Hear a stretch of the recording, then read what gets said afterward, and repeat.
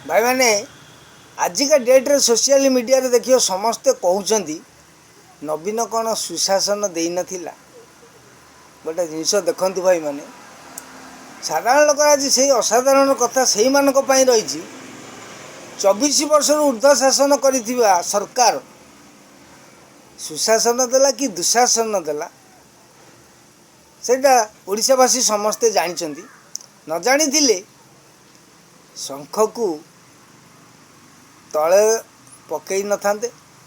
कि नवीन बाबू को मुंडरू काढ़ी न थांते। कहीं आज मुंड काढ़िले आउ तुंड खोलिले कौथिपाई साधारण लोक आज गोटे असाधारण कथा कहूँ। गोटा बिल्डर तार लेबर लगेला इटा उठेबा 15 जन लेबर इटा उठाउछंती जणे के 5-5टा इटा 5 महला को उठाउछंती किंतु गोटिए लेबर कौन करछ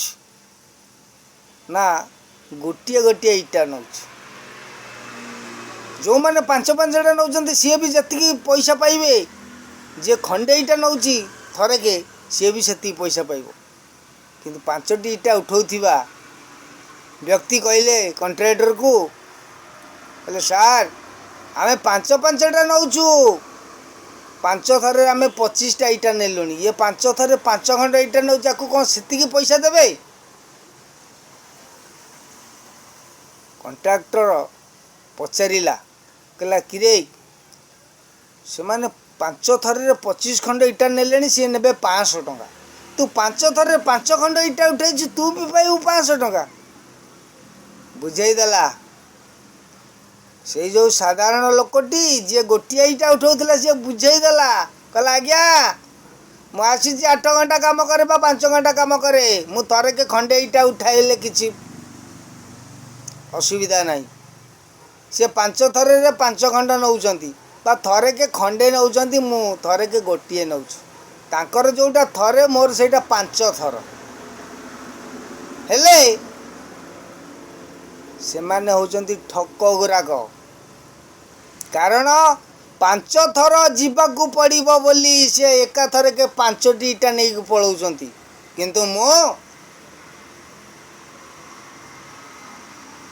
थरे के गोटिए इटा नउची मु 5 थर जीवी मोर दम अछि किंतु से दमटा टे देखिबार अछि ना। कॉन्ट्रैक्टर बुझीगला कहला रे हाँ रे ये लोकटी जहाँ कहूँ ठीक कथा ये ठक नुह कारण 5 थर चढ़ो 50 सीढ़ी चढ़ो 50 सीढ़ी ओह्लैब बा 60 सीढ़ी चढ़ो किंतु एगुराक उठा बा 5 खंड एका थरे कहीं नहीं जाने एगुराक ठक गराक ठीक कथा एक समस्ते गोटे इटा बुह कॉन्ट्रैक्टर कहीदेले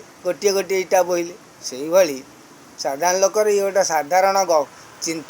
सुचिंतित गल्पटी रखिली आपण मैंने बुझीपारे जो 24 वर्ष शासन चली शंखर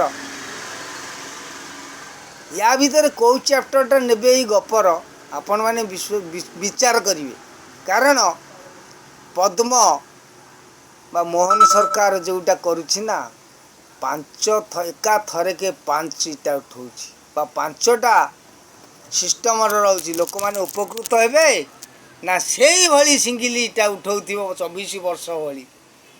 आपण का हाथ रहा विचार साधारण लोकर असाधारण कथा। नमस्कार भाई माने वीडियो आउ नबनी सपट किए कलानी कहू अच्छी अनेक शेयर लाइक करेंगे